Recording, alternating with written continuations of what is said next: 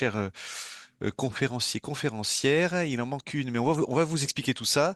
Euh, et la thématique d'aujourd'hui, qui est PME, profiter des obligations énergétiques pour gagner en performance. On est ensemble pendant 1 heure et demie pour ce webinaire co-organisé avec ADX. Merci à vous. Euh, c'est un grand plaisir de vous avoir et avec le Crédit Agricole également. Merci également à vous. J'avais un petit chiffre pour vous. Je passe sous votre contrôle, Nicolas, David, Coralie qui est avec nous. Est-ce que vous savez ce que ça représente ce chiffre? Tu poses la question en particulier. Ah ben, à toi, par exemple, c'est 6 000. Alors, si vous ne trouvez pas comme ça, moi j'avais regardé, c'était les nombres d'entreprises qui sont soumises à la CSRD. On va en parler aujourd'hui parce que la CSRD, c'est le Corporate Sustainability Reporting Directive. Et je crois que Nicolas, vous allez nous en parler. C'est la nouvelle norme et obligation de reporting extra-financier qui travaille autour des facteurs environnementaux, sociaux et de gouvernance. Vous voyez le nombre d'entreprises qui sont concernées, mais il y a sur la partie RSE, on en parlera aussi, il y a beaucoup plus d'entreprises qui sont concernées. Donc, on vous a avec nous aujourd'hui, chers conférenciers, et je vais peut-être vous proposer de faire un petit tour de table de présentation rapidement. Allez, je commence. Donc bonjour à tous. Donc moi, je suis Coralie Debier et je suis chargée d'affaires, au sein du groupe ADX depuis, juin 2024 et en fait, moi, je m'occupe de toute la partie subvention.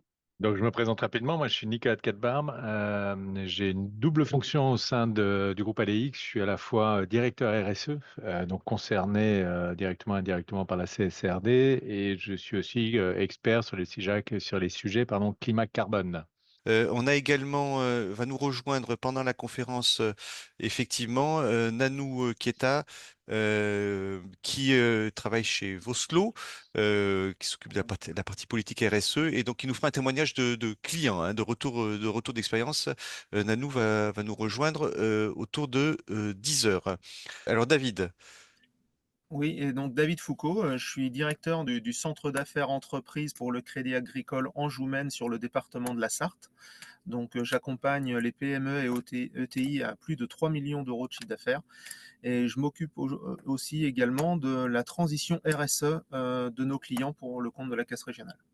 Pour commencer, ce qu'on s'était dit, Nicolas, c'est sur les, on pourrait rappeler aux PME qu'est-ce que c'est la CSRD, qu'est-ce que c'est le reporting environnemental, voilà, qu'on puisse faire un point, un tour d'horizon pour les entreprises qui nous écoutent. Peut-être je vais partager mon écran. Alors d'abord, première petite idée, c'est peut-être de replacer un peu le contexte, hein. On parle beaucoup, enfin l'actualité est riche aussi sur ces sujets environnementaux, et hors événements climatiques, hein, c'est pas la thématique du jour, même si elle est riche aussi ouais, enfin, est assez dramatique. Et globalement, vous avez ici quelques exemples de l'actualité.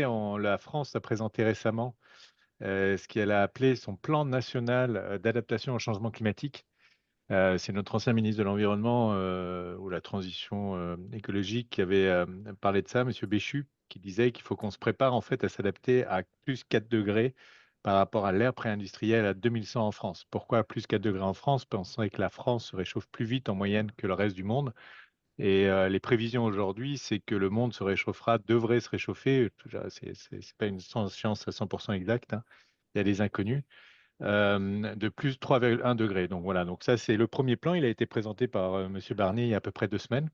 Donc ça c'est une des actualités importantes. Ensuite, vous avez une autre actualité qui est la fameuse stratégie nationale bas carbone. C'est quoi? C'est ce que veut faire la France en fait pour respecter à la fois les objectifs de l'Europe et surtout des accords de Paris qui ont été signés en 2015. Et donc, la France présente son troisième plan en fait d'adaptation au changement climatique, et qui a pour but en fait de fixer des objectifs par secteur d'activité de diminution des gaz à effet de serre. Donc ça, c'est une autre actualité. Et pour finir, deux actualités il y en a une qui est en cours et une qui s'est terminée il y a une dizaine de jours, qui est la COP 16 qui était en Colombie, qui s'est terminée il y a 2 semaines. C'était la COP sur la biodiversité. Donc voilà, c'est comme la COP qui est plus connue. Bon, là, on est à la COP 29, mais sur les sujets climatiques, vous avez les États membres en fait de l'ONU, donc 194 États qui se rassemblent et qui discutent des choses à faire sur les thématiques. L'année dernière, ils avaient fixé comme objectif, par exemple, de respecter, enfin de limiter en fait ou de préserver 30% des terres et 30% des océans. Et la COP 29, qui est la continuité en fait des accords de Paris qu'on a depuis 2015 et la COP 21. C'est cette année donc en Azerbaïdjan, comme vous le voyez, à Bakou. Et c'est pareil, c'est la même idée, hein. Vous avez aujourd'hui les États qui tous les ans se rassemblent pour essayer de mettre des plans d'action ou en tout cas de voir un peu l'évolution des politiques des différents États, où on en est, et puis surtout qui finance quoi, parce que c'est beaucoup dans les discussions actuelles. On sait grosso modo ce qu'il faut faire. Il y a même des questions de savoir si c'est quand même intéressant de continuer à faire des COP. C'est surtout une question de sous, c'est qui paye pourquoi et pour qui. Ça, j'aime bien ce petit slide. C'est un peu pour mettre en valeur hein, je dirais la taille du problème ou en tout cas de l'enjeu. Et grosso modo, comment on se prépare un peu aujourd'hui et est-ce qu'on est vraiment adapté à ça? Et donc, l'un des sujets, c'est la slide suivante, c'est que c'est vrai que l'enjeu, quand on regarde un peu et qu'on écoute les scientifiques, il paraît tellement énorme que c'est de manière intellectuelle assez difficile ou même émotionnelle de réaliser l'ampleur du sujet et le besoin d'adaptation qu'on a par rapport à ces thématiques-là. Voilà. Il y avait d'ailleurs ce matin j'écoutais la radio, hein, France Culture pour pas la citer, il y avait un scientifique qui parlait de plus 6 degrés hein, en France hein, sur des nouvelles calculs qui Ouais, ont été faits. Donc ouais. effectivement on voit qu'il y a une obligation de diminution de CO2, mais ça va être le sujet d'aujourd'hui Mm. autour de la productivité. Hein. Comment est-ce que les entreprises peuvent aussi Ouais. doivent se transformer autour de ce sujet. Alors, si on regarde, Nicolas, la partie CSRD Ouais. en elle-même, pour rappeler, c'est quoi cette réglementation qui arrive de Ouais. l'Europe, voilà, une nouvelle, hein. Alors d'abord, la CSRD, enfin vous l'avez dit, hein, c'est donc la Corporate Sustainability Reporting Directive. Elle remplace en fait ce qui existait déjà en France, mais simplement pour les grosses entreprises qui dépassaient notamment les 500 millions de chiffre d'affaires. C'était une réglementation qu'on avait en France hein, et globalement en Europe, mais enfin principalement en France, qui était simplement ce qu'on appelait les DPEF. Donc c'est les entreprises qui faisaient un reporting extra-financier mais globalement qui présentaient ce qu'elles avaient fait sur un certain nombre d'actions environnementales, sociales et sociétales. Et en fait, l'Europe s'est mise d'accord pour que l'ensemble des entreprises européennes fassent un reporting dans cet état d'esprit-là. Et donc la directive en France est sortie en décembre 2023. Et pour la première fois en 2025, vous allez avoir les grandes entreprises donc, qui étaient déjà soumises à ce qu'on appelait avant le NFRD, donc c'est l'ancienne réglementation, et notamment donc tout ce qui est EIP, mutuelle, etc.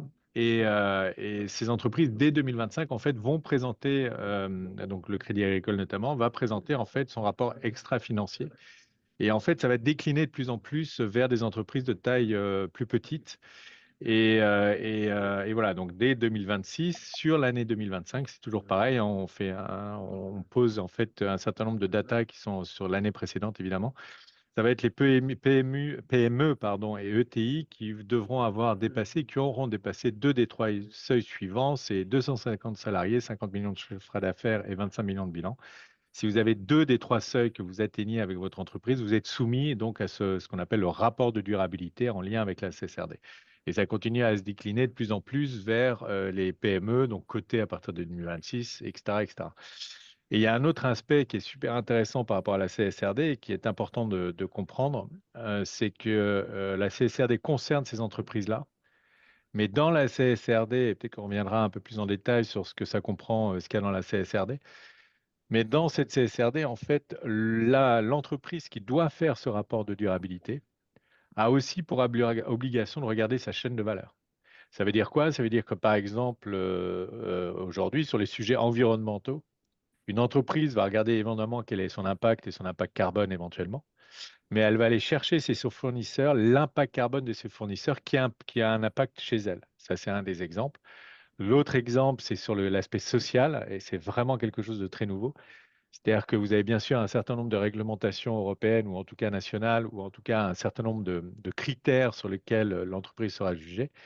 Et l'objectif, à partir avec la CSRD ou le rapport de durabilité, c'est que l'entreprise soumise à ce rapport-là va aller chercher dans sa chaîne de valeur comment ces fournisseurs aussi, comment en fait l'aspect social fonctionne en fait dans les entreprises de ces fournisseurs. Ça veut dire que non seulement ça a bien sûr de l'impact de manière très forte sur les entreprises qui sont soumises au rapport, mais l'autre aspect, c'est que ça va aller chercher en fait des fournisseurs. Donc même si vous êtes en dessous des seuils aujourd'hui, il y a de fortes chances que vos clients viennent vous solliciter sur un certain nombre de thématiques et ça va même être une des obligations ou en tout cas une obligation pour pouvoir continuer à travailler avec ces clients-là.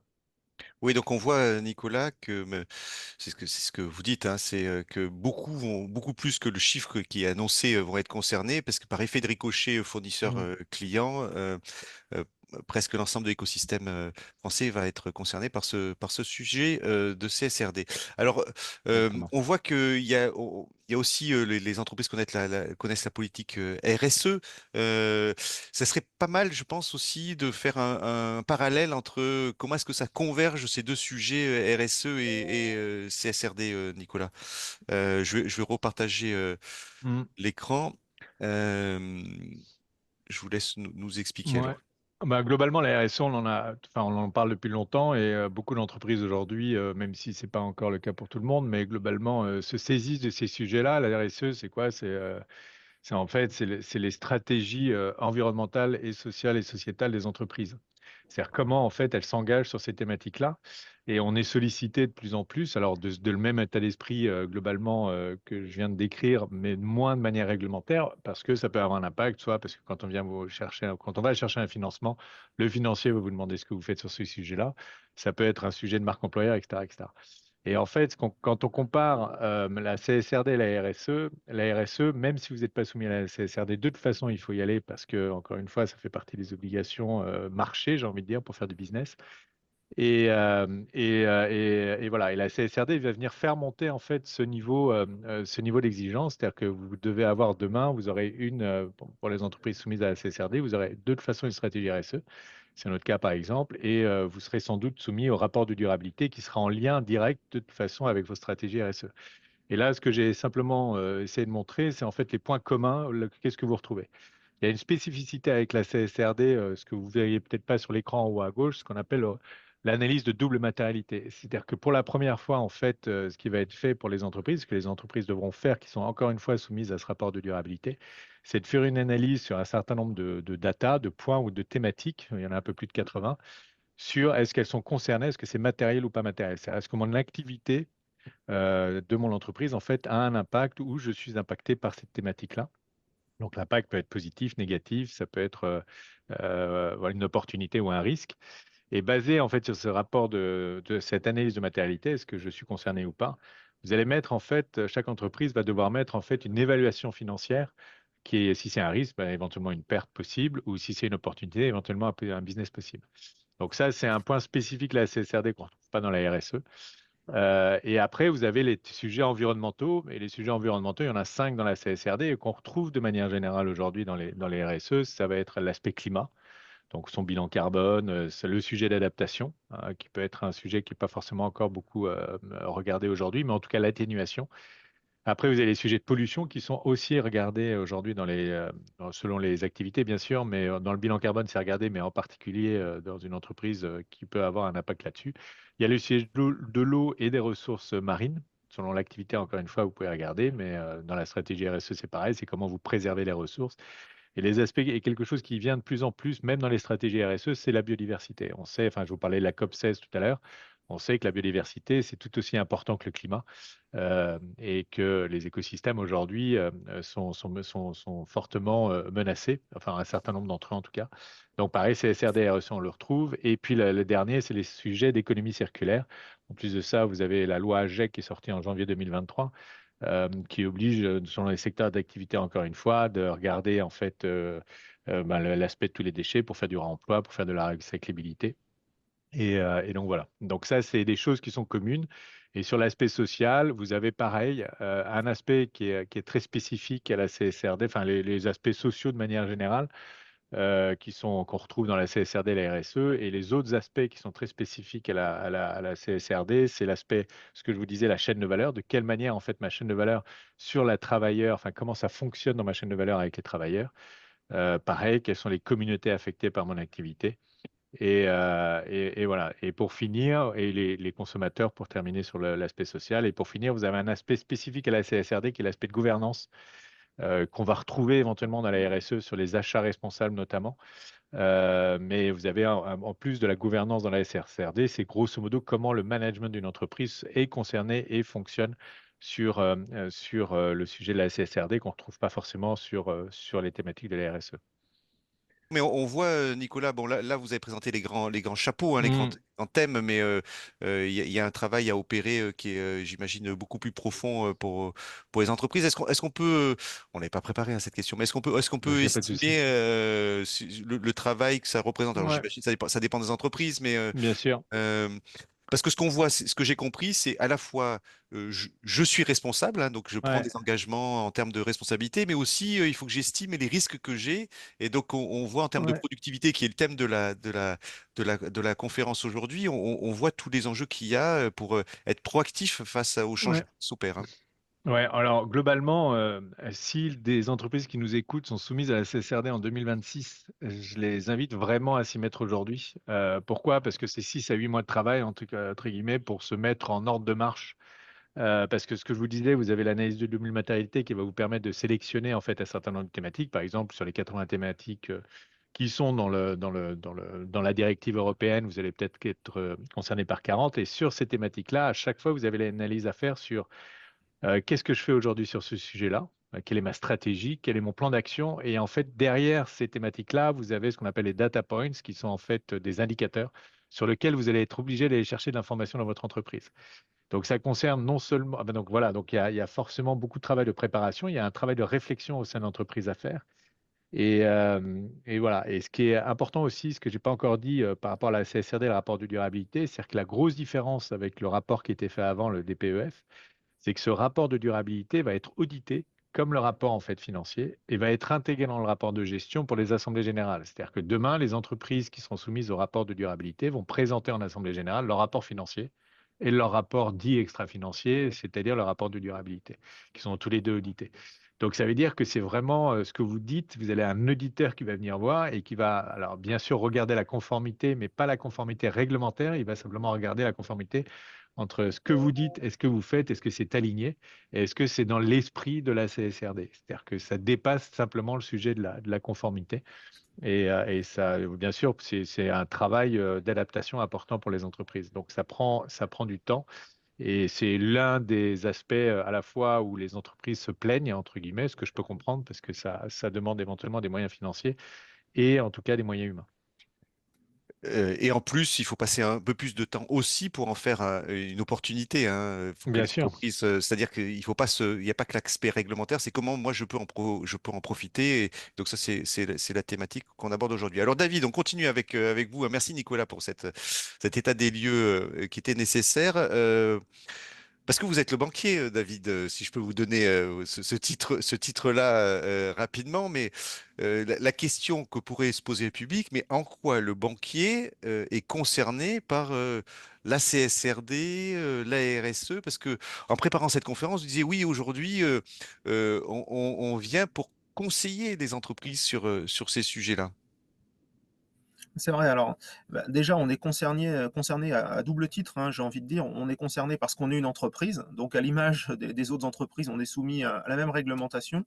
Mais en tant qu'acteur bancaire, on reçoit aussi des directives particulières de la part de la Banque centrale européenne. On nous demande aujourd'hui d'interroger l'ensemble de nos clients, qu'ils soient professionnels, acteurs de l'immobilier ou collectivités, sur leur niveau de maturité sur ces sujets, les démarches qu'ils ont engagées. Donc, on a évoqué les fameux 6000 clients concernés par la CSRD, mais Nicolas l'a bien précisé, hein, ça va bien au-delà de ça, ça ruisselle sur toute la chaîne de valeur, toute la chaîne client-fournisseur. Et donc, on se rend compte aujourd'hui qu'on a des clients qui font même quelques centaines de milliers d'euros de chiffre d'affaires, qui se sont engagés dans ces démarches-là, qui sont au premier abord pas forcément réglementaires encore pour eux, mais qu'ils sont obligés de mettre en place pour, j'allais dire, rester en relation avec leurs clients. Oui, Donc, C'est-à-dire, David, c'est pour comprendre, c'est le législateur impose aux banquiers, de la même manière qu'il impose aux banquiers, vous savez, quand on est particulier, on fait un crédit, on doit déclarer son patrimoine, hein, c'est déclaratif. Il impose de la même manière aux banquiers à demander sur les aspects environnementaux où en est l'entreprise. Voilà, de mesurer de questionner le client sur son degré de maturité sur ces sujets. Par contre, Mm. nous, si vous voulez, au niveau du Crédit Agricole, on n'a pas décidé de prendre ce sujet-là comme un sujet d'obligation, mais plutôt un sujet d'accompagnement. La raison d'être du Crédit Agricole, c'est agir chaque jour dans l'intérêt du client et de la société. Donc, si vous voulez, le Crédit Agricole, depuis qu'il existe, il a toujours accompagné les grandes mutations, les grandes évolutions de la société. Et en 2023, on a décidé de faire un mouvement très significatif. On a modifié notre organisation en créant une filiale qui s'appelle Crédit Agricole Transition Énergie et qui a déjà réalisé depuis plus d'un an plusieurs centaines de millions d'euros d'investissement sur ces sujets, avec deux volontés majeures: accélérer les démarches visant à la sobriété énergétique des entreprises et aussi faciliter l'accès à une énergie renouvelable en circuit court. On a bien vu ces dernières années, avec les différents mouvements géopolitiques, à quel point ça pouvait être important. Alors une fois que, si vous voulez, je vous ai donné ces grandes incantations et ces grandes orientations de la raison d'être du Crédit Agricole et que je vous ai expliqué qu'on a mis en place une filiale dédiée pour ça, concrètement, comment ça se passe? Moi, si vous voulez, ce que je voudrais pas, c'est que les personnes qui nous écoutent et qui auraient des projets s'auto-censurent en ayant, j'allais dire, encore à l'esprit une approche assez traditionnelle qu'on peut avoir, qui est de se dire soit j'ai les moyens financiers ou je les ai pas de par la qualité de mon résultat comptable aujourd'hui. Parce que traditionnellement, on mesurait la rentabilité d'une entreprise à la lecture de son bilan comptable sur ses résultats passés et sa capacité à emprunter. Sauf qu'aujourd'hui, vous pouvez avoir une entreprise qui a un très bon résultat comptable, mais qui n'a pas du tout investi pour préparer l'avenir et préparer ces grands changements qu'on évoque. Alors qu'à l'inverse, vous pouvez avoir des entreprises qui ont des bilans comptables pas forcément aussi souples et avec autant de possibilités, mais qui se sont déjà préparées et qu'on a aussi envie d'accompagner. Je vais vous prendre par exemple un cas très concret d'une entreprise qui est venue nous voir il y a quelques mois pour réaliser une extension de son bâtiment.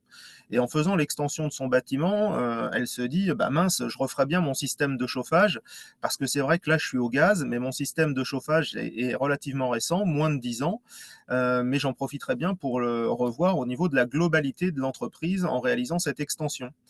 Le client fait le devis, il se rend compte que ça coûte plusieurs millions d'euros parce qu'il souhaite transformer le chauffage gaz en chauffage électrique en couplant ça à des ombrières sur le parking de ses salariés. Et le client nous dit, bah voilà, j'ai étudié ce scénario-là, mais finalement, ça coûte trop cher, je ne le fais pas.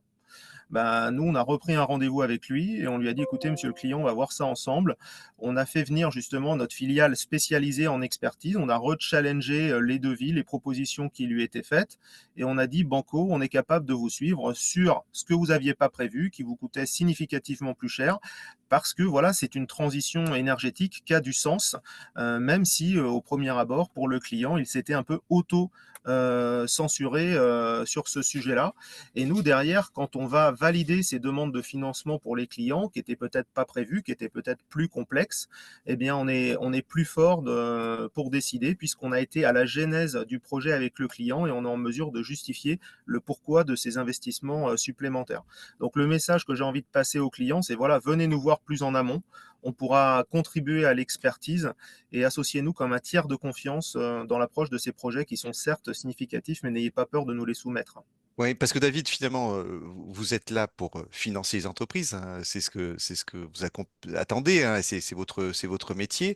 Mais il faut que vous ayez une visibilité sur ce que fait l'entreprise, c'est une visibilité moyen terme, parce que ce financement, bien sûr, l'entreprise doit l'assumer après. Et donc, en les accompagnant aussi, ça permet aussi d'aider les entreprises à clarifier leur activité sur du long terme. Voilà, à clarifier l'activité sur le long terme et accompagner des projets plus complexes. Parce qu'il faut savoir qu'aujourd'hui, ces projets de rénovation, notamment rénovation énergétique des bâtiments, c'est des sujets complexes, des sujets au temps long, parfois sur plusieurs années de travaux, qui nécessitent vraiment une anticipation de notre part. Voilà, donc on n'est pas là pour mettre le client dans des cases sur son niveau de maturité, sur son niveau de respect de la réglementation, mais on est plutôt là pour l'accompagner sur le temps long. Merci David. Allez, Coralie, on continue parce qu'on voulait donner sur ce premier tour de table, vous donner, cher public, un tour une vision globale sur le sujet. Alors, les entreprises sont concernées aussi par d'autres dispositifs réglementaires qu'on va aborder ensemble, dont le premier qui est, on entend parler, hein, qu'on appelle dit décret tertiaire, hein. Tertiaire, oui, ou dispositif éco-énergie tertiaire, on l'appelle maintenant. Donc, les objectifs sont des obligations de réduction des consommations énergétiques progressives, donc pour tous les sites tertiaires. Donc, il y a une estimation de surface, donc d'une surface ou d'un cumul de surface de plancher supérieur ou égal à 1000 mètres carrés. Donc, on fixe cet objectif soit en valeur relative avec une diminution en pourcentage suivant les années, ou soit en valeur absolue avec un seuil de consommation à atteindre en kilowattheure par mètre carré par année selon la catégorie d'activité du bâtiment. Et donc, on fait un petit rappel aussi sur les différents secteurs, parce que quelquefois, il y a confusion entre souvent le secteur secondaire et le secteur tertiaire. Donc, le primaire, c'est l'exploitation des ressources naturelles. Le secondaire, c'est la production, la transformation des matières premières extraites du secteur primaire, donc celui d'avant. Et puis le secteur tertiaire, ça va être tous les services fournis à la population et aux entreprises, donc c'est tout le reste en fait, hein, les bureaux, les commerces, l'éducation, la santé. Enfin, voilà, ça regroupe quand même pas mal Oui, d'entreprises. presque tout le monde est Oui, concerné, sauf l'industrie et voilà, le c'est ça. logement, C'est pour ça, tout à résumer. fait. C'est ça. Donc là, on voit les seuils Les d'économie seuils à atteindre. sont colossaux. Donc, Oui. et puis 2030, c'est demain, hein. Donc, Voilà, c'est euh, très bientôt. Il y a quand même de nombreux enjeux en plus, hein, donc il y a, la réduction de la consommation d'énergie et des émissions de gaz à effet de serre. Il va y avoir donc l'amélioration de l'efficacité énergétique, la modernisation du parc immobilier. Il y a aussi une sensibilisation et un engagement, des acteurs, du secteur tertiaire. Il y a aussi du positif, hein, ça va créer des emplois dans les secteurs de la rénovation énergétique. Ça va renforcer la compétitivité des entreprises. Ça va également contribuer à la transition énergétique et ça va aussi améliorer, il ne faut pas l'oublier non plus, la qualité de vie au travail pour les salariés. Et donc, les bâtiments qui sont concernés, donc ce que je vous disais tout à l'heure, c'est des bâtiments qui ont une surface supérieure ou égale à 1000 mètres carrés, exclusivement alloués à un usage tertiaire, donc l'usage des locaux va être important. Mais ça peut être aussi toute partie d'un bâtiment, c'est-à-dire que là, sur la petite photo, vous avez en vert, au rez-de-chaussée, on va avoir des bureaux. Au premier étage, ça va être du résidentiel. Et puis au deuxième étage, on va encore avoir des bureaux. Si le premier étage fait 500 mètres carrés de bureau et le troisième étage, 500 mètres carrés de bureau, on arrive aux 1000 mètres carrés d'usage tertiaire. Du coup, on est concerné par le décret. Et puis, ça va être aussi tout ensemble de bâtiments donc situés sur une même unité foncière, donc un même propriétaire qui aurait 3 bâtiments l'un à côté de l'autre sur une même unité foncière. On va cumuler la surface de plancher des 3 bâtiments et si on atteint les 1000 mètres carrés, on sera aussi concerné, par le décret tertiaire. voilà. Donc là, on a quelques chiffres, hein, pour donner Oui, effectivement, vous dites 1,2 milliard 1,2 de milliard de mètres carrés de mètres bâtiments. carrés. Alors, c'est des chiffres de l'ADEME, hein. Ouais. Donc et on en a 996 millions donc de mètres carrés qui sont concernés par le décret, ce qui représente, 300 000 entreprises quand même. Et les bénéfices espérés donc à l'horizon 2050, c'est un investissement de 150 milliards d'euros dans le décret tertiaire, les aides sont comprises, et une économie d'énergie attendue de 250 milliards d'euros. Donc il y a quand même de sacrés enjeux. Voilà, donc effectivement, David, là je vous fais répondre en écho, mais par rapport à Coralie, mais restez avec nous, hein, Coralie, on va continuer Oui, sur oui, la oui. partie réglementation, mais effectivement, on voit la partie tertiaire qui est un enjeu important pour les entreprises, parce que c'est des économies d'énergie, mais aussi c'est des investissements, c'est-à-dire elles doivent faire les travaux. Vous avez beaucoup d'entreprises qui viennent vous voir pour ce sujet-là déjà? Oui, on a beaucoup d'entreprises qui viennent nous voir pour ce sujet-là et qui viennent nous voir parfois avec une lecture incomplète de leurs obligations, justement, enfin, ces subtilités de dire, voilà, sur la même parcelle, on a plusieurs bâtiments, est-ce qu'on est concerné, pas concerné, le fait d'additionner les surfaces ou pas, et parfois, ça nous arrive un peu sur le tard de devoir revoir des projets, dans certains cas, des obligations de couverture en photovoltaïque que les clients n'ont pas forcément anticipées.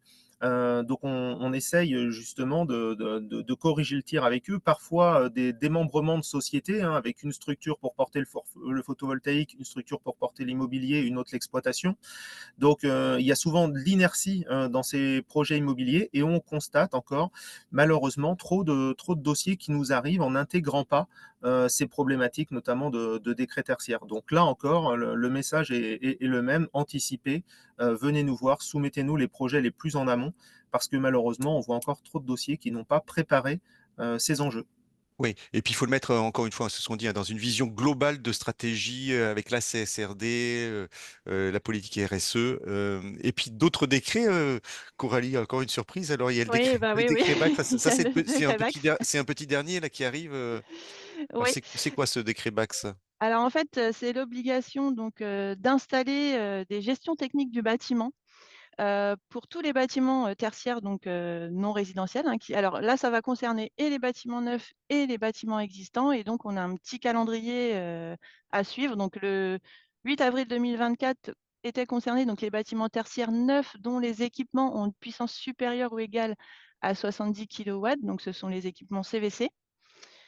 Au 1er janvier 2025, donc là, c'est vraiment demain, les bâtiments tertiaires existants dont les équipements ont une puissance supérieure à 290 kilowatts et puis la dernière échéance au 1er janvier 2027, ce sera pour les bâtiments tertiaires donc qui ont, des équipements dont la puissance nominale est entre 70 kilowatts et 290 kilowatts.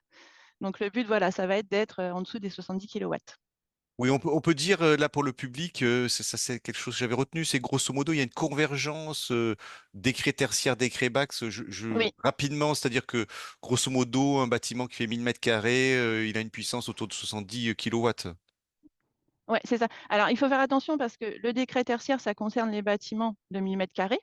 Ouais. Par contre, le décret BAX, il y a pas de surface. C'est ça. Voilà, mais Voilà. je voulais dire, il y a à peu près cette correspondance, c'est-à-dire Oui, que tout quand à on a un fait, oui, bâtiment oui. de 1000 mètres carrés, on est à peu près à 70 kilowatts de puissance, et donc il y a une convergence des luttes autour de ce sujet, si je peux C'est ça, utiliser ouais. ce terme. Ensuite, pour avancer sur ce décret BAX. Donc oui, les équipements concernés, donc c'est le CVC, hein, c'est dans le chauffage, la climatisation et la ventilation et on va avoir, bah, une approche globale donc centrée sur 3 principes. Donc l'enveloppe du bâtiment, hein, qui va assurer l'énergie nécessaire pour répondre aux attentes et aux besoins en matière de confort et de sécurité. On va avoir, bon, bah, du coup, la qualité des systèmes, qui prend en compte la performance du CVC et l'exploitation des équipements dans le but de consommer le moins d'énergie possible.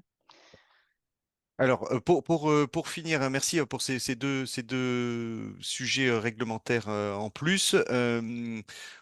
Parlons 2 minutes là, de financement, certificat d'économie d'énergie.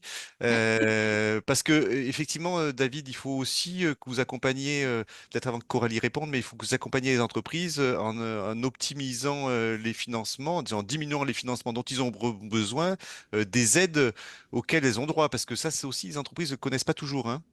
Oui, les entreprises connaissent pas toujours et nous, on n'est pas les sachants hein, sur les aides dont peuvent bénéficier les entreprises. Donc pour nous, c'est vraiment un vrai soulagement de pouvoir travailler avec des experts justement comme Hyperion qui vont être au fait, j'allais dire, des réglementations, au fait des surfaces, qui vont déjà peut-être travailler avec les clients sur d'autres thématiques et qui vont avoir les données pour mesurer justement cette éligibilité aux aides. On fait des prêts spécifiques pour les accompagner, les encourager sur les démarches. Mais c'est vrai que bien souvent, on a cette question sur les aides, et là, on est obligé de passer le ballon parce qu'on n'est pas expert des aides, quoi. Voilà, donc il faut optimiser ces aides parce que finalement, ça vient changer le plan de financement. Coralie, alors pour expliquer les C2E, les certificats d'économie d'énergie, c'est un dispositif qui existe déjà depuis quelques années, hein. Alors, il existe depuis 2005. Oui. On est à la 5e période, hein, c'est des périodes généralement de 3 ans. Et il faut savoir que donc tous les professionnels du tertiaire sont pleinement éligibles à ce dispositif. Dès l'instant où on fait des travaux de rénovation énergétique, on est éligible au C2E. La seule condition, c'est que le bâtiment soit existant depuis plus de 2 ans. Donc là, j'avais mis un petit exemple justement sur la mise en place d'un système de GTB. Alors pour le chauffage, et on va dire que la prime C2E, elle va représenter environ 10% du coût total de la mise en place de la GTB.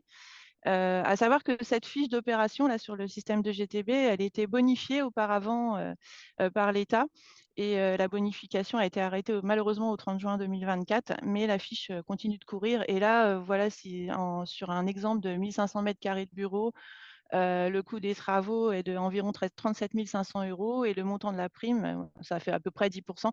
On est à 3 465 €, sachant que là, j'ai vraiment pris la GTB juste pour le chauffage et que si on répond aussi aux autres postes, on va cumuler en fait, les primes sur les autres postes. Oui, puis il y a le calcul à opérer, mais on va en reparler, hein, qui est sur la partie audit. Il y a le calcul Oui, à opérer sur les économies qui seront réalisées. Et tout à donc, fait, c'est ça. En fait, j'imagine. les Ouais, C2E, c'est calculé en fonction des économies d'énergie et pas en fonction du coût des travaux. ouais. Donc plus on réalise d'économies, bah, plus la prime, sera importante et plus les locaux, ont une surface, habitable, grande, plus la prime sera importante aussi parce que c'est aussi calculé en fonction de la surface des locaux. Oui, oui, ce que je voulais dire, c'est aussi, on fait des économies d'énergie parce qu'on optimise Oui, son chauffage, et donc du coup, comme on dépense moins d'énergie, dans son plan de financement quand on va voir le banquier, quand on va voir le Crédit Agricole, il faut en tenir compte et donc il faut oui, venir tout avec à un fait. audit là qui vient détailler l'ensemble de ces sujets, et on appelle ça d'ailleurs, me semble-t-il, hein, le reste à charge, hein, ce qu'il faut que je paye une fois que Oui. j'ai défalqué toutes les économies aussi qui seront réalisées. Alors, pour continuer sur le sujet de la conférence, je vous parle à tous les deux, Nicolas et David. On a dit, le thème de la conférence, c'est les opportunités, hein, pour comment les entreprises peuvent se servir de ces opportunités. Et donc, je vous pose la question à tous les deux, c'est quoi quelles opportunités elles ont, Nicolas, David, allez, commencez si vous voulez, Nicolas, et comment on peut en faire un facteur d'opportunité pour une entreprise? Ah bah, les opportunités déjà parce que c'est, enfin pour moi, il y a une notion de marque employeur forte. C'est aujourd'hui, il y a dans la notion, des équipes, c'est des exigences qui arrivent de manière de plus en plus importante. C'est-à-dire que globalement, à partir du moment où vous engagez sur ces sujets-là, vous êtes plus attractif en tant qu'employeur que d'autres entreprises qui prennent du retard sur cette thématique-là.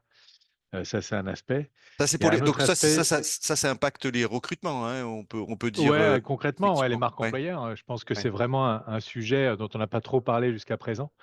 Mais la recherche de talent qui est toujours quelque chose d'important pour les entreprises, ben, globalement intégrer ces thématiques-là est vraiment une opportunité et un avantage. Et puis très simple, je vais prendre peut-être un autre exemple dont j'ai un peu parlé tout à l'heure. Moi, je pense qu'il y a une notion d'adaptation qui est importante et être, plus adapté sur le marché, l'évolution du marché est un avantage concurrentiel à mon sens. Et c'est important justement de se préparer, à toutes ces thématiques-là qui de toute façon, déjà, en fait, ce qui est super intéressant avec la CSRD, c'est qu'on arrive à un niveau européen aujourd'hui. C'est-à-dire que globalement, si vous êtes, sur un marché, européen ou en tout cas si vous faites un peu d'export en tant qu'entreprise et PME, ben, globalement, ça va être un standard pour tout le monde. Donc l'avantage, d'aller sur ces sujets-là, c'est que les autres entreprises qui peuvent être, sur des territoires ou des marchés sur lesquels vous êtes, peuvent venir, enfin, en tout cas, ça va être un comparatif et ça va mettre en valeur, les personnes qui s'engagent. Pourquoi? Parce que si vous avez une notion dans le fait d'avoir un audit de réserve, à partir du moment, ben, globalement, vous faites le job et le job correctement, bah, vous aurez moins de réserves que d'autres qui vont éventuellement être en retard sur ces thématiques-là. Voilà, c'est 2 petits exemples qui me viennent à l'esprit, pour dire, bah, voilà, c'est vrai que ça peut paraître contraignant, objectivement et ça l'est, hein, c'est du travail, mais c'est vraiment, parce que demain, voilà, vous avez l'aspect financier évidemment et David en a parlé aussi et vous avez aussi ces avantages liés à la manière dont vous voyez l'évolution, de l'évolution, en tout cas l'adaptation que vous avez à faire dans votre entreprise sur les thématiques environnementales, sociales et autres. Allez, David, donc du coup, même question en termes de productivité, on en parlait hier d'ailleurs, hein, qu'est-ce que vous voyez, vous, là je dis côté banquier, hein?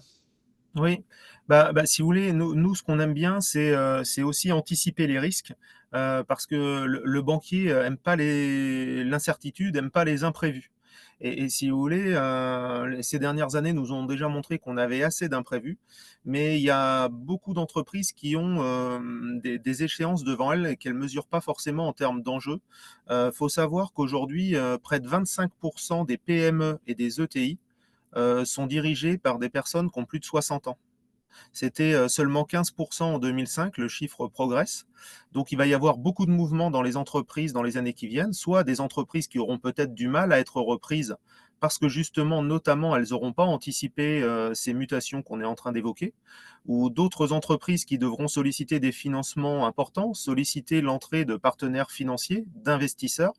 Et si elles n'ont pas justement une feuille de route de transition énergétique et de transition RSE à proposer, bah forcément, elles seront moins attractives, elles ne seront pas valorisées au même prix, même si elles peuvent être reprises. Voilà. Donc il y a déjà, nous, en tant que banquier, on a l'habitude de s'installer sur le temps long, d'installer les entreprises, d'installer les créateurs, mais aussi de faciliter la transmission. Et on se rend compte que là, il faut peut-être faire de ce sujet une opportunité de préparer son avenir, aller jusqu'à préparer la transmission de son entreprise. Et on se rend compte que c'est un vrai facteur discriminant pour la transmission des entreprises. Alors, pour pouvoir transmettre son entreprise, il faut déjà qu'elle soit viable. Et on se rend compte que, selon différentes sources, la rentabilité des entreprises est bonifiée de l'ordre de 10 à 13% sur le compte de résultat en fonction de l'intégration de critères RSE dans la gestion d'une entreprise. En effet, une entreprise qui engage des démarches significatives, que ce soit sur le plan thermique des bâtiments ou sur un certain nombre de thématiques RSE, va piloter plus finement ses données, va s'intéresser à la durabilité de ses produits, peut-être au recentrage de certaines de ses activités en France, en proximité, aura des plans B si elle doit faire face à la défaillance d'un fournisseur étranger, une meilleure intégration des collaborateurs avec moins de turnover. Donc, nous, on est aussi intéressés justement au premier chef par ces démarches RSE, puisque quelque part, elles bonifient aussi, elles contribuent à la bonification de la solidité financière des entreprises. Alors, ce qui est intéressant, c'est qu'on se rend compte qu'il y a des dirigeants qui ont pleinement intégré ce sujet-là dans leur gouvernance et qui viennent même nous challenger, nous, en tant que banquiers, en nous disant, bah, attendez, si je m'engage à réduire mes émissions de CO2 ou à réduire ma consommation d'électricité, est-ce que vous faites un geste sur le taux de mon crédit demain pour le financement important que je vais vous demander? Eh ben, on dit oui, banco, et on se revoit tous les ans, on mesure l'atteinte de certains critères RSE, des critères énergétiques, des critères sociaux. Et donc, on joue le jeu de faire évoluer le taux de nos crédits en fonction de l'atteinte d'objectifs RSE, d'objectifs de transition énergétique que se fixent eux-mêmes les clients avec nous. Donc, ce qui Donc, est vous voulez dire qu'il y intéressant, a, il y a- il y a un intérêt financier aussi à ce que l'entreprise le fasse parce que vous allez oui, bonifier les il y a un intérêt financier, il y a une reconnaissance financière de la part du banquier qui est possible. Bien sûr, il y a des réponses différentes de la part du banquier en fonction de la nature du financement sollicité par le client, en fonction de la demande. Si c'est pour acheter un véhicule à 50 000 euros ou faire un investissement à 5 millions d'euros, forcément, on n'adressera pas la même réponse et le challenge qu'on se fixera avec le client sera différent. Mais voilà, c'est juste pour vous montrer les engagements réciproques qu'on est capable de prendre avec le client pour l'accompagner dans cette trajectoire. Et j'ai envie de dire qu'aujourd'hui, la période est propice à ça. On l'a bien vu dès le début dans la diapo de Nicolas, il y a une vraie progressivité dans les exigences européennes et françaises pour intégrer progressivement les entreprises et à terme faire en sorte que toutes les PME soient intégrées dans ce dispositif. On voit bien que les clients se lancent dans le bilan carbone. On a encore 60 à 70% de nos clients qui n'ont pas commencé à réfléchir à un bilan carbone. Donc là, il y a des vrais enjeux. Et aujourd'hui, on a encore le droit à l'erreur. On a le droit de se tromper quand on fait un bilan carbone pour l'affiner progressivement. Ah ben, Mais on est sur du temps long. Et si les entreprises prennent pas le temps d'emmener ces sujets-là pour affiner les données qu'ils mettent dans les outils, recruter les bonnes personnes, sensibiliser les collaborateurs, elles risquent de se retrouver un petit peu au pied du mur, de réaliser les choses dans l'urgence et justement de se tromper et d'être tout de suite sous le coup près des sanctions des instances étatiques. Donc le David, maître mot, j'ai envie de dire, c'est ouais, David, pardon, justement, vous faites la transition. Moi, je vais vous redonner la parole parce que vous parlez de bilan carbone. Donc, je ne pouvais que ouais, prendre ah, d'accord. le bâton comme ça pour faire la transition. Nanou, vous nous avez rejoint, Nanou Keta, vous nous avez rejoint pour témoigner de ce que vous faites. Parce que vous, justement, on parlait de bilan carbone. Vous avez au sein de votre entreprise, vous allez vous présenter. C'est un grand plaisir de vous avoir avec nous. Vous étiez en réunion avant. Vous avez fait une démarche où vous avez dit, nous, c'est neutralité carbone en 2030. Et donc, ce qu'on voulait aujourd'hui, c'est peut-être que vous nous présentiez qui vous êtes déjà pour mieux vous connaître. Vous êtes un grand groupe et aussi pour vous nous présentiez aussi la démarche dans laquelle vous êtes mise. Parfait. Bah, bonjour à tous, donc Nanou Keita, je suis, manager décarbonation et environnement au sein de Vossloh, Switch System. Donc en fait, Vossloh Switch System, je veux dire VSS, hein, pour être plus court, c'est une ETI donc qui est, dont le siège est en France, qui fait partie d'un groupe, Vossloh, un groupe allemand. Donc nous sommes présents dans à peu près, 17 pays. On a 22 sites industriels dans le monde. Et on est sur le réseau les systèmes ferroviaires. Donc on a 4 cœurs d'activité, tout ce qui est appareil de foie, fonderie, produits de signalisation, surveillance et télécommunications. Donc c'est 4 activités qu'on a à peu près, avec à peu près 4-5 sites en France et ensuite le reste en Europe et un site en Australie, et des sites en Inde. Donc on est une ETI d'à peu près, 2 000 personnes. Donc on est de toute façon effectivement soumis au sujet que vous avez déjà évoqué, hein, tout ce qui est CSRD. Donc on y travaille actuellement et le bilan carbone, c'est quelque chose qu'on publie déjà depuis, quelques années et comme vous l'avez mentionné, donc on a défini, parce que alors si on Alors, regarde avant de peut-être rentrer dans le sujet, là, oui, je vois ces petites photos. Merci, hein, mmh, là, vous allez directement sur la diapo, mais c'est normal, vous passez d'une réunion à une autre, donc vous êtes habitué au rythme. Euh, je vois fonderie, mais c'est des oui. consommations de carbone qui sont des trucs de dingue. Alors, tout ce que vous faites, c'est vous dépensez beaucoup d'énergie Ah pour oui, ah bah, on a des l'activité. grosses consommations d'énergie. Après beaucoup de nos process sont déjà électrifiés. Donc c'est vrai que finalement, on est quand même beaucoup sur de, la consommation d'électricité et on a effectivement de la consommation de gaz, et d'autres carburants pour la partie, pour la production. Mais disons qu'on a quand même des processus aujourd'hui qui sont on a des fours, électriques. Voilà, mais il faut des puissances quand même colossales. Et donc, Oui, effectivement, on effectivement, comprend les enjeux effectivement. que vous avez à changer finalement les systèmes pour décarboner votre entreprise. Mmh. Vous voulez que je passe Oui. sur la diapo Oui, oui, bah, du suivante, hein? coup, effectivement, donc en fait, alors comme on disait, on s'est fixé un objectif de neutralité carbone, mais c'est aussi parce que ce sujet, hein, du développement durable fait partie de toute façon de la stratégie du groupe, c'est l'un des piliers.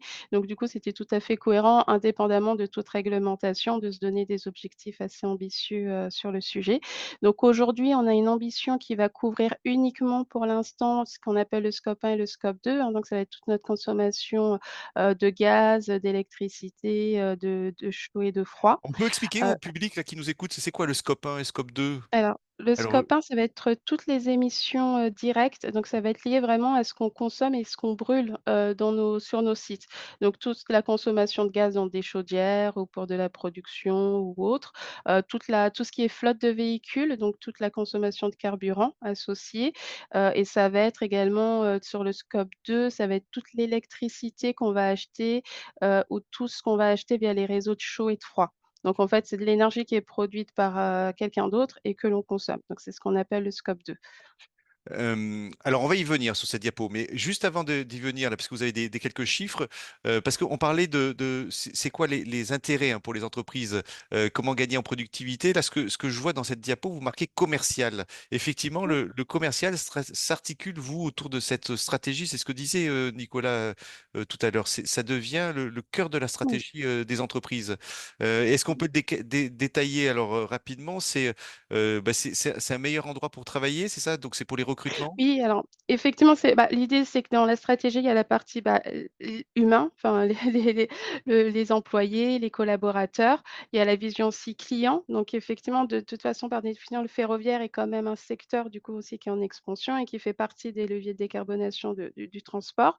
Donc on a aussi apporté des services aux clients, apporter des produits, qui soient de plus en plus décarbonés et on a ensuite la partie effectivement, développement durable, avoir une contribution, de par notre activité à l'amélioration, de l'empreinte carbone, et des sujets associés. Donc quand on dit durabilité, c'est pas uniquement CO2, hein, ça va couvrir aussi d'autres aspects, tout ce qui va être, la partie, par exemple, la contribution à la société, enfin via des actions, de bénévolat, ce genre de choses. Donc la sustainability au au-delà du CO2, mais aujourd'hui, c'est ce qui va nous intéresser.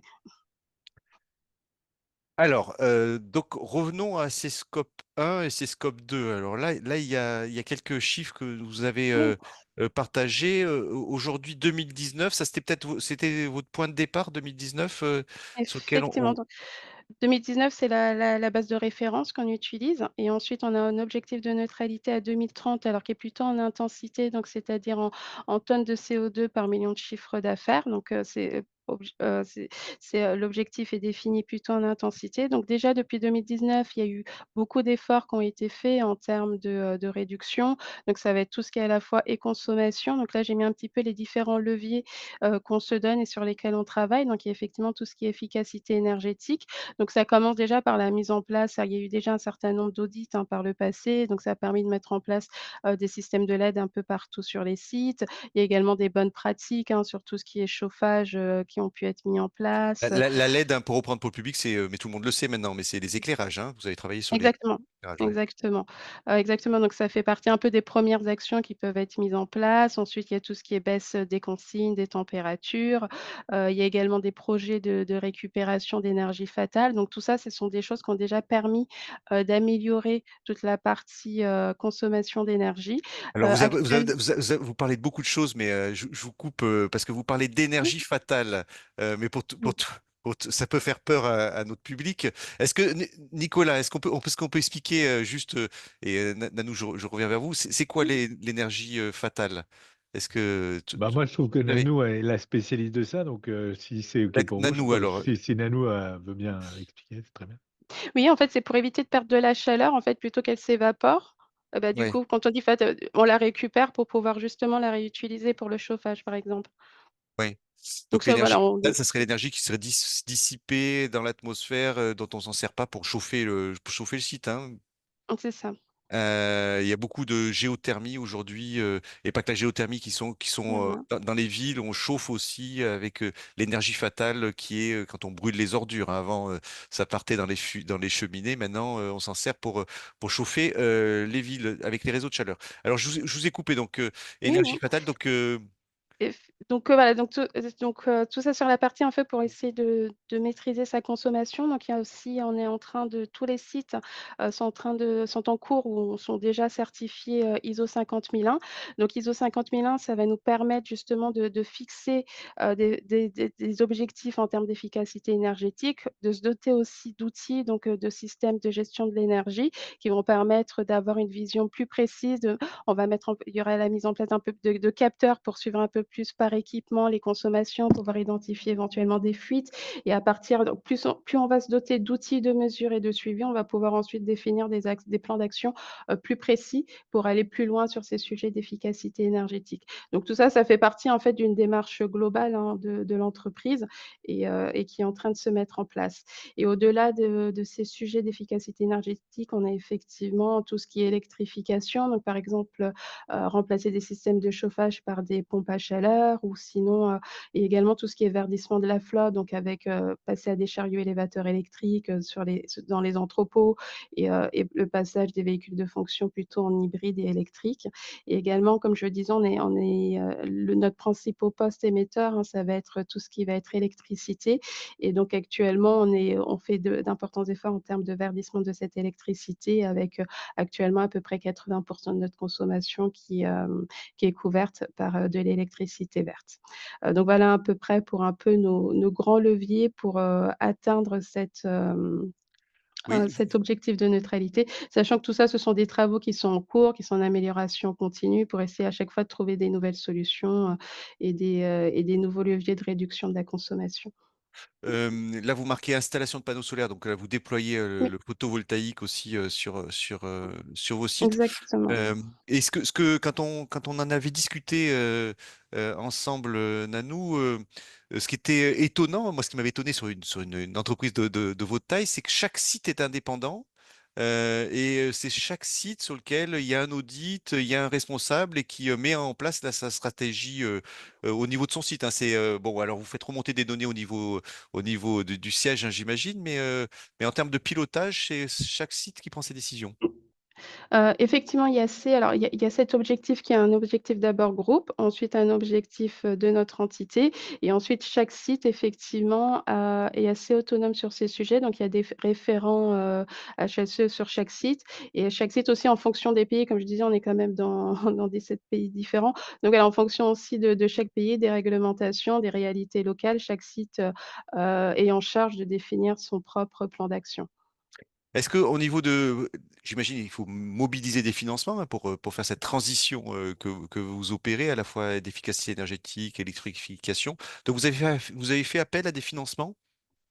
Alors effectivement, alors mais la même chose, ça va être en fonction du pays, en fonction des parce qu'on n'a pas les mêmes subventions en Australie ou en France et cetera. Donc la même chose, effectivement, ça va se gérer en fonction au cas, par besoin.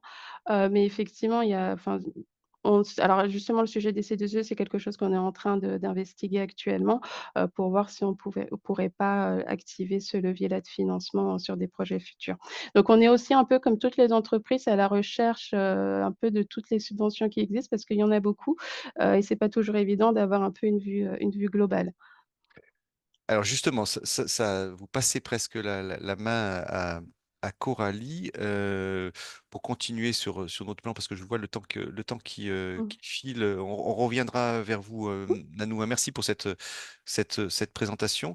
Coralie, effectivement, ce qu'on voit, c'est qu'il y a un point de départ quand même qui est important, et c'est ce que disait Nanou, qui est il faut commencer par avoir une vision globale du sujet, et ça, on peut pas le faire sans se dire on se pose avec, on va prendre des mesures, on va aller sur le terrain et puis on va faire des calculs. Et donc, autrement dit, faire un audit énergétique.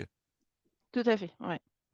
La rénovation le projet de rénovation, il va d'abord passer par l'élaboration justement de l'audit énergétique, ce qui va nous permettre de définir, un objectif de performance à atteindre, un budget de travaux, où là effectivement on va pouvoir, faire un estimatif des coûts, des subventions mobilisables.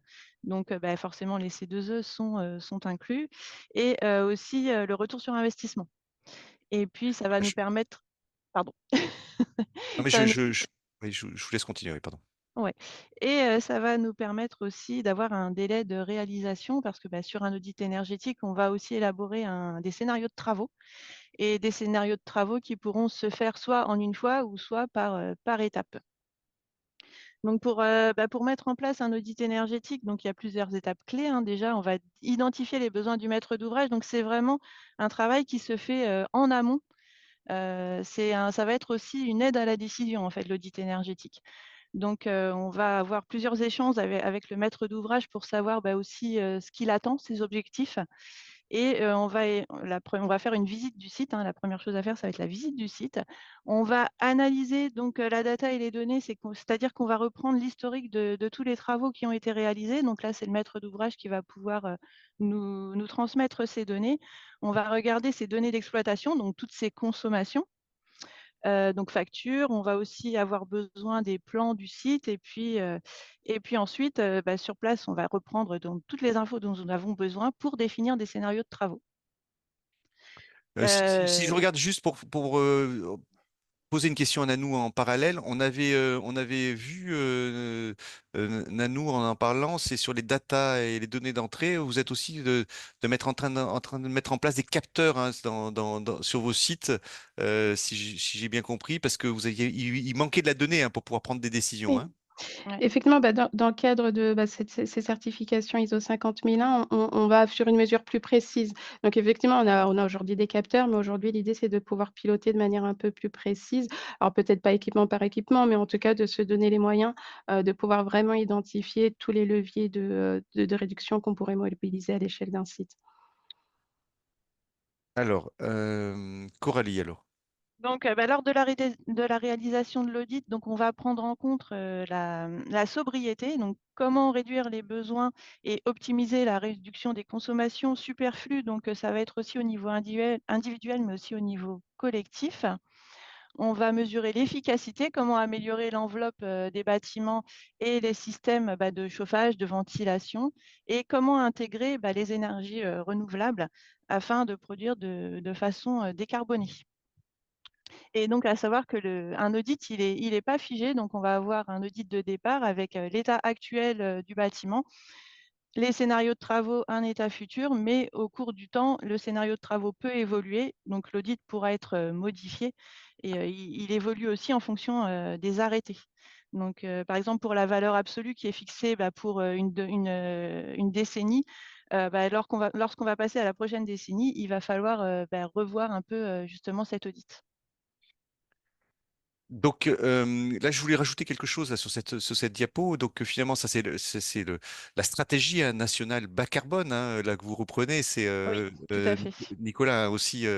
Je vous laisse compléter, hein, Nicolas, si vous, il y a des propos à compléter. Mais il y a sobriété, efficacité, énergie renouvelable. Mais il y a aussi quelque chose que vous n'avez pas noté là, parce que c'est pas de l'ordre de l'entreprise. C'est le puits carbone, c'est-à-dire que on n'arrive pas à être à zéro en termes de consommation de CO2 et donc on fait appel encore aux puits carbone que sont les forêts, l'océan pour venir compenser les quelques pouillèmes de CO2 qu'on continuera à dégager dans l'atmosphère, hein. Est-ce qu'on est d'accord, Nicolas? Il faut mettre le Ouais, micro. alors les puits de carbone, il y a deux choses à différencier parce que en fait, vous parlez alors de l'océan notamment, la forêt, je vous rejoins sur les puits de carbone. Alors, il y a ce qu'on appelle les puits de carbone naturels, hein, qui font leur fonction de manière naturelle. Aujourd'hui, à peu près 50% des gaz à effet de serre ou du CO2 qui est émis sur la planète sont captés par la moitié la forêt et la moitié, 25% la forêt et 25% les océans. Et dans l'évolution de la stratégie nationale bas carbone, il rappelait peut-être l'objectif de la France, hein, c'est de réduire ses émissions de gaz à effet de serre de 50% à 2030 par rapport à 1990. Et ben, c'est de multiplier ou d'augmenter ses puits de carbone, et notamment à travers la forêt, sachant qu'elle-même est impactée par le dérèglement climatique. Donc le challenge est assez élevé. Il y a d'autres manières en fait de faire de la compensation. Alors on parle de compensation carbone plus pour les entreprises que de puits de carbone. Et ça veut dire que vous allez avoir en fait une manière en fait d'acheter donc du crédit carbone qui va vous permettre d'arriver à ce net zéro en disant voilà, alors on parle de pouillem, après tout est relatif par rapport au pouillem, mais globalement le restant de CO2, si vous voulez vous dire en tant qu'entreprise, je veux arriver à zéro émission de CO2, ben, comme vous avez une activité, vous émettez de toute façon, donc le restant c'est la compensation carbone. Et il est aussi possible de faire des compensations carbone. Il y a des entreprises qui le proposent en lien en fait avec des projets d'énergie renouvelable. Donc, ils vont le delta d'économie d'énergie fossile par rapport à la nouvelle énergie renouvelable produite. Ce delta-là, en fait, permet de créer un crédit carbone que les entreprises peuvent acheter. C'est un droit à polluer, c'est un peu négatif de le présenter comme ça, mais en tout cas, c'est une sorte de droit à polluer, ou en tout cas, c'est une compensation que vous pouvez acheter. Et ça va de 10 euros à 80 euros, 100 euros, etc., qui vous permet en fait d'arriver à zéro par rapport à ce qui vous reste en CO2. Est-ce que, Nanou, sur cette compensation carbone, là, vous avez des éléments que vous travaillez là-dessus? Et David Alors aussi, peut-être après, je vous pose la question si, sur la compensation carbone, les entreprises, est-ce qu'elles viennent vous voir sur ces sujets? Non, nous, c'est pas encore un sujet sur lequel on travaille. Là, on est vraiment d'abord sur les premiers leviers, hein. Donc, de toute façon, dans la hiérarchie, déjà, on essaye de réduire, de verdir, et cetera. Et après, ce sujet de compensation, effectivement, il faut l'anticiper. Mais c'est pas un sujet aujourd'hui, que prioritaire, chez nous. David, il y a des entreprises qui viennent vous voir sur ces sujets de compensation Oui. carbone? Alors, nous, on a la chance d'être proche de nos clients chefs d'entreprise, mais aussi proche de nos clients, de notre métier historique, de nos agriculteurs, qui ont aujourd'hui une vraie stratégie de replantation de haies. Et on essaye, on commence à vraiment être bien organisé pour mettre en relation, j'allais dire, les agriculteurs qui peuvent, j'allais dire, être support de replantation de haies et les entreprises, les professionnels qui souhaitent justement s'associer à ces programmes de replantation pour en tirer un bénéfice, une reconnaissance en termes d'émissions et justement et de compensation carbone. Donc on a des plateformes qui arrivent sur le marché pour faciliter cette mise en relation entre les acteurs et permettre de faire un lien entre les arbres qui sont plantés demain et les entreprises et leurs émissions de CO2. Donc on a un vrai rôle à jouer sur ce plan-là. Et j'aurais même envie de dire, Xavier, c'était pas prévu non plus qu'on se dise ça, mais ça pourrait faire l'objet d'une prochaine conférence et de l'évoquer dans une prochaine conférence, ce sujet des différentes solutions opérationnelles de compensation. Oui, oui, la mise en relation, effectivement, avec le terroir que vous avez entre les agriculteurs et les entreprises, hein. Exactement. Mais ça, je considère que c'est peut-être une étape supplémentaire de maturité à franchir une fois qu'on a bien fait le diagnostic de l'évolution de sa consommation, qu'on a bien cherché à l'optimiser au travers des diagnostics énergétiques. Et ce que nous montrait Coralie tout à l'heure en termes de documents, le banquier est souvent très exigeant en termes de documents. Quand le client lui soumet un projet, on aime bien avoir des business plans, des projections de rentabilité. Et tout l'intérêt de l'audit énergétique, c'est que ça nous permet de voir la consommation, les dépenses d'électricité, d'énergie avant le projet de travaux et l'évolution de ces dépenses après. Et c'est un document souvent très complet qui à lui seul nous permet de justifier la demande de financement et de valider les financements. Donc j'insiste vraiment sur la pertinence de cette et la nécessité de faire cet audit énergétique. Et une fois qu'on aura fait ces travaux-là, effectivement, il restera des émissions de carbone à compenser ou à essayer de neutraliser pour être vertueux comme l'entreprise qui nous le présente. Et là, effectivement, on a des solutions. Alors, Je me Coralie, permets juste, Xavier, oui, excusez-moi, mais juste de rebondir sur ce que disait David, je trouve que c'est une très bonne idée de parler de compensation un jour. Pourquoi? Parce que déjà, il n'y a pas forcément une bonne image sur cette thématique-là et on a besoin peut-être de retrouver, enfin de reposer la thématique. Pourquoi? Parce que ça fait partie de la solution pour moi, notamment dans la décarbonation de l'économie. Donc ça, c'est un des aspects. Et donc voilà, donc je me permettais juste de rebondir sur ce que disait David par rapport à cette thématique-là. bien sûr, on voit qu'il y a un sujet. Coralie, alors, effectivement, l'audit énergétique, alors, qu'est-ce qui comprend? Alors Voilà, là, il y a, c'est il y a toute une liste à la Prévert. On va pas tous non, on va pas tous les lister, hein. on va pas tous les lister, mais effectivement, là, ce sont toutes les données qui sont analysées et intégrées donc dans dans nos audits énergétiques, et à savoir qu'on va adapter l'audit énergétique en fonction des besoins du client et de ses attentes. Et on va aussi prendre en compte les deux décrets qu'on a vus auparavant, donc les objectifs du décret tertiaire et les objectifs du décret BAX. Et tout ça va être intégré donc, dans notre audit énergétique. Et justement, avant de lancer cet audit énergétique, il faut se poser les bonnes questions et définir les bons objectifs donc avec notre client, savoir vraiment vers quoi il veut aller et pour pouvoir cibler, nous, derrière, l'audit qui va vraiment correspondre à ses attentes. Là, on a toute cette liste, hein. Oui, oui, oui. Le public y aura accès, effectivement. Voilà, c'est ça. En fait, le but, Dans- c'était pas de les dire, mais voilà, de pouvoir les transmettre. Donc voilà, ce donc, sont vraiment nos audits énergétiques, par contre, appropriés vraiment à ADX, ce que nous, on propose. voilà. Nanou, effectivement, vous avez commencé par faire, j'imagine, ces audits énergétiques, hein, sur vos différents sites, dans le cadre de votre certification ISO, d'ailleurs, hein.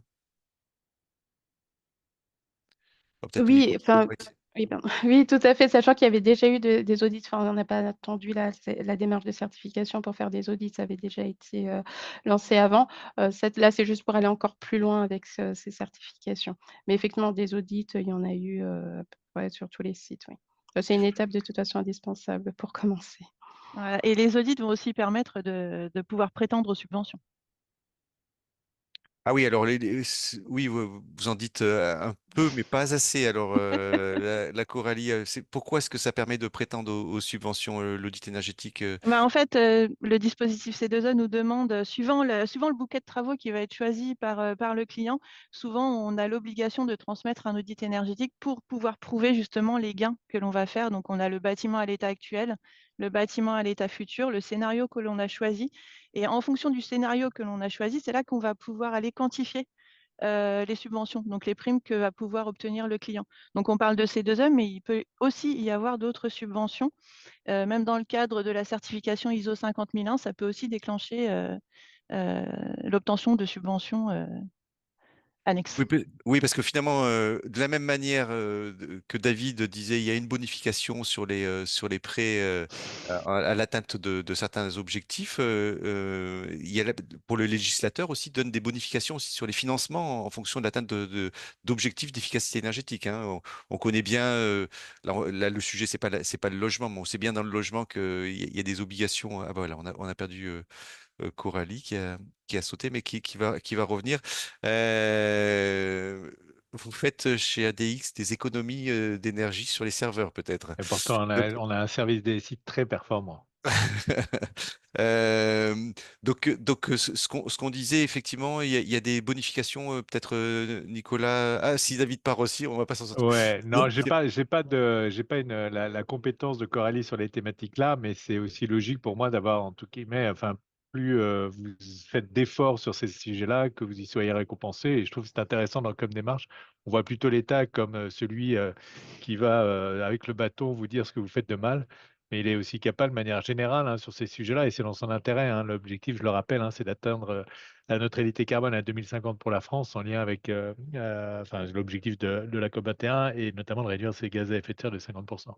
Donc c'est toujours pas, il y a beaucoup de, il y a comment dire, de la motivation pour ça. Et Coralie est réapparue de manière assez diffuse.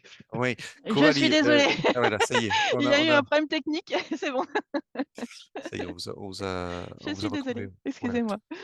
Vous vouliez effectivement parler des bonifications là qu'il y avait sur les financements qu'il y a, sur les financements de l'État, les aides, hein, qu'il peut y avoir sur l'atteinte de performance énergétique, hein. Oui, ouais, tout à fait. On peut avoir vraiment, moi je suis pro C2E pour le coup, mais aussi je vais chercher les autres subventions mobilisables pour nos clients. Parce que Il faut bien les accompagner. En fait, il y a pas mal de décrets qui tombent et qui les obligent à faire notamment des rénovations, des audits. Bon, ça a un coût quand même. Donc, il faut bien qu'en contrepartie, on puisse aussi aller les aider financièrement. on a d'ailleurs, quand on fait des travaux de rénovation, j'avais un chiffre en tête, hein, si on cherche pas à atteindre la performance énergétique, on va payer, on va pas avoir d'aide. Et quand on cherche à atteindre une performance énergétique, des fois, on arrive jusqu'à optimiser à plus de 50% d'aide. Donc, cette atteinte Oui. de performance énergétique, ça, c'est important dans le plan de financement. Est-ce que, David, vous le regardez, ce plan de financement global de l'entreprise? Oui, oui, on le regarde. Déjà, on a un œil bienveillant sur toutes les démarches qui vont aller dans le sens de la transition. Les banques sont incitées à faire des prêts verts par la BCE au même titre qu'on nous demande de questionner le client. La BCE nous demande d'encourager ces financements verts et d'encourager, j'allais dire, ces prêts liés à l'amélioration énergétique des bâtiments de nos clients. Donc déjà, on les regarde d'un œil bienveillant. Et on sait, j'allais dire, prendre du recul sur les résultats financiers pour se concentrer sur le retour sur investissement du projet en tant que tel.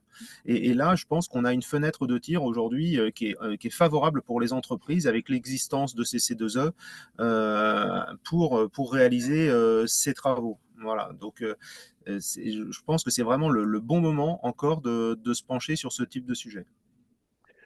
Quand on parle entreprise, est-ce qu'on parle on peut parler aussi des fois je fais un pas de côté, hein, des collectivités aussi Oui, sur la partie financement, parce que oui, les collectivités sur tout ce qui est tertiaire, elles ont des systèmes de production aussi, hein, elles sont concernées oui. par toutes ces réglementations. Oui, Oui. d'ailleurs, chez nous, au Crédit Agricole, on accompagne dans la même direction les collectivités, les professionnels de l'immobilier et les entreprises avec la même méthodologie d'accompagnement. Ça, c'est la segmentation que vous opérez, c'est-à-dire collectivité, professionnels de l'immobilier, donc ça, c'est les promoteurs, constructeurs, c'est ça? Voilà, les bailleurs également, qui lancent des programmes importants de rénovation des logements et qu'on accompagne également au premier plan, et les entreprises. Pour tous ces acteurs-là, on a une démarche vraiment bienveillante d'accompagnement où justement, trop souvent, on a tendance à regarder le banquier comme un acteur qui va être tatillon sur le business plan. Oui, on regarde les business plans, mais pour moi, l'audit énergétique en tant que tel fait le focus du business plan sur l'aspect énergétique et justifie parfois à lui seul des dépenses importantes qu'on n'aurait pas osé faire si on n'avait pas fait les audits énergétiques, si on n'avait pas été chercher les subventions. Et on voit parfois des retours sur investissement très importants en termes de gains de coûts énergétiques.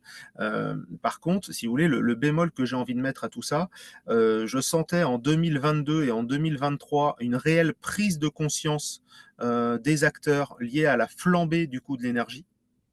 Là, on est fin 2024. Les tensions géopolitiques, je ne vais pas dire sont un petit peu derrière nous, mais on prend un petit peu de recul par rapport à ça.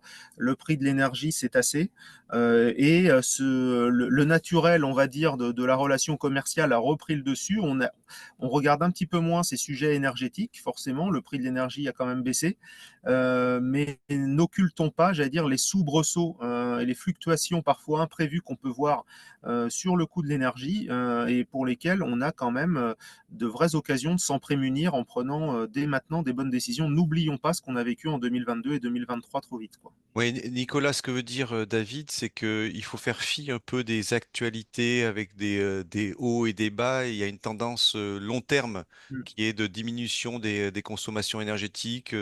On sait qu'on va être rattrapé par cette machine-là et donc Ouais. il faut que les entreprises investissent en dehors des petites actualités qu'il peut y avoir. Ouais, Sur enfin, des petite, petits, je sais là, pas si elles c'est sont plutôt petites, non, c'est des grosses mais actualités. Mon propos est maladroit, mais en plus, je non, voulais non, dire mais il n'y a aussi. pas de souci. Mais en fait, moi, enfin, faut pas oublier qu'on est dans un cadre, en fait, globalement. C'est-à-dire qu'en fait, il y a des décisions qui ont été prises et la première, la plus impactante, c'est en 2015 avec la COP 21. Il y a un objectif, en fait, de réduction de gaz à effet de serre à 2100 qui ont été, enfin, en tout cas, d'atteinte, enfin, les accords de Paris en 2015, c'est quoi? C'est de dire que à 2100 par rapport à l'âge pré-industriel ou période pré-industrielle 1850 à peu près 1900, il faut que le monde arrive à des températures bien en deçà de 2 degrés, idéalement à 1,5 degré. On voit déjà que ben, pour l'instant, les objectifs, ben, on n'y est pas, hein, 3,1 degrés.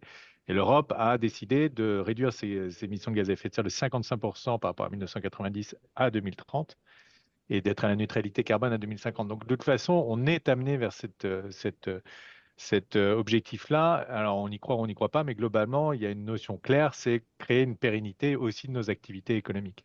Et voilà, donc forcément c'est un cadre, et bien sûr que c'est compliqué parce que l'actualité nous demande une adaptabilité vraiment et une flexibilité vraiment forte, et les enjeux sont inquiétants objectivement.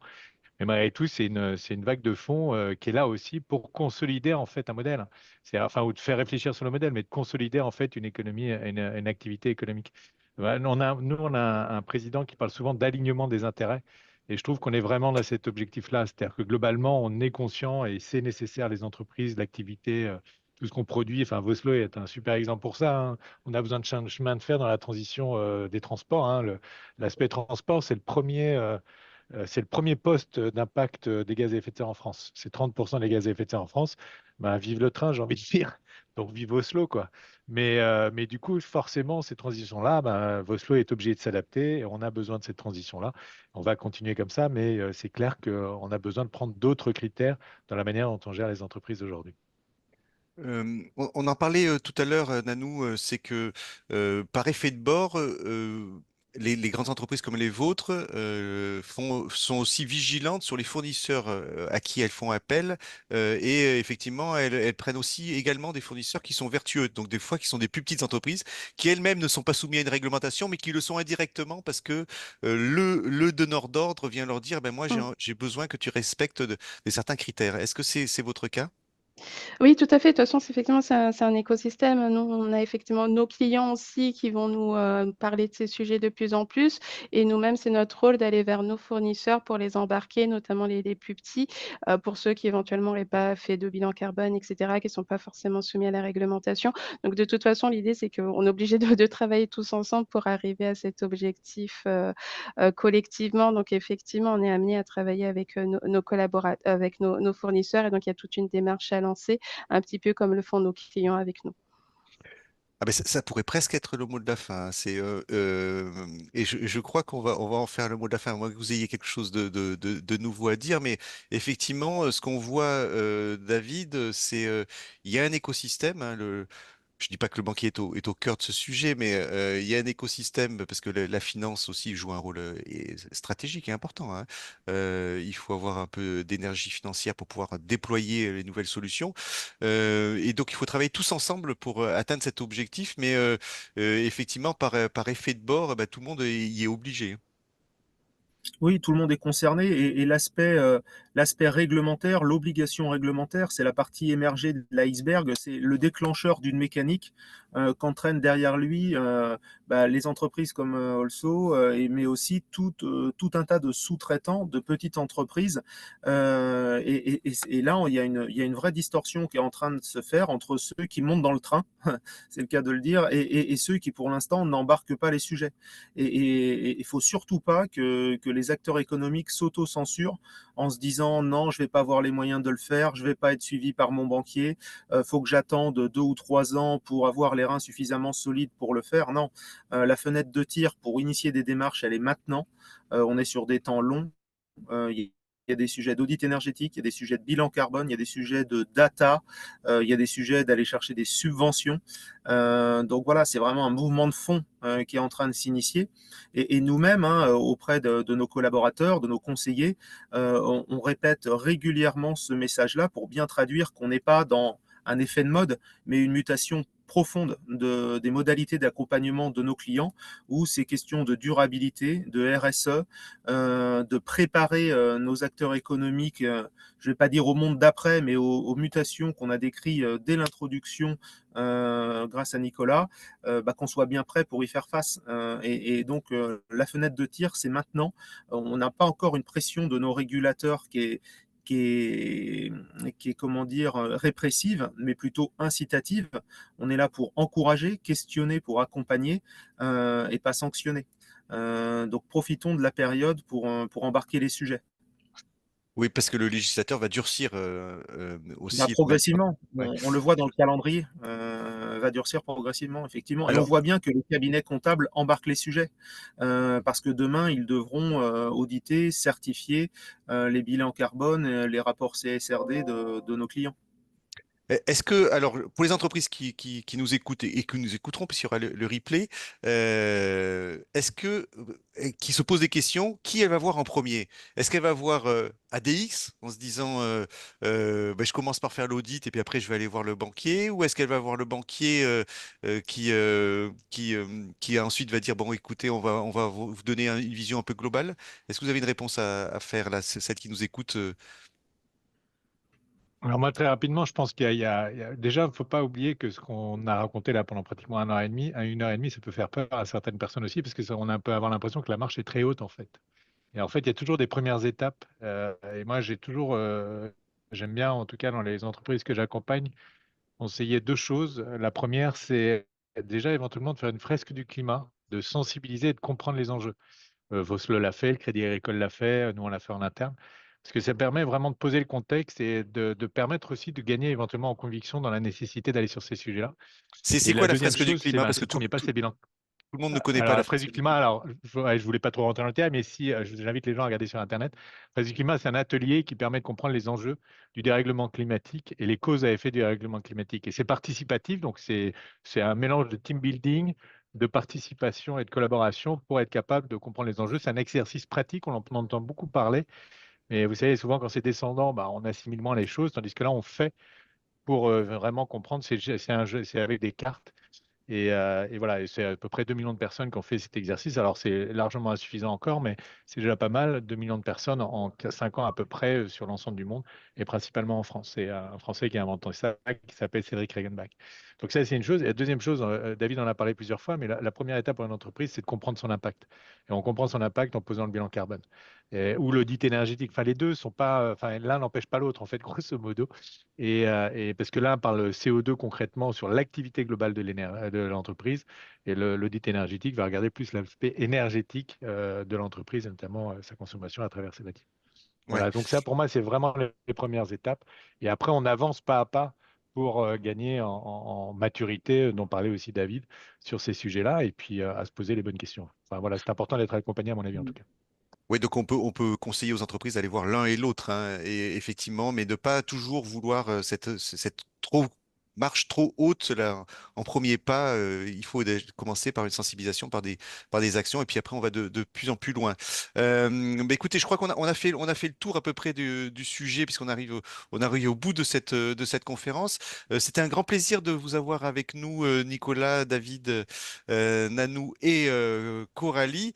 Il y aura un replay, cher public, qui sera disponible d'ici quelques jours, hein, 4-5 jours à peu près, qu'on mettra en ligne sur le site Améliorons la ville, que j'imagine vous enverrez aussi, David, à tous vos clients, et vous, Nicolas et Coralie, à vos clients également, et puis que Nanou, vous partagerez avec vos collègues dans l'entreprise.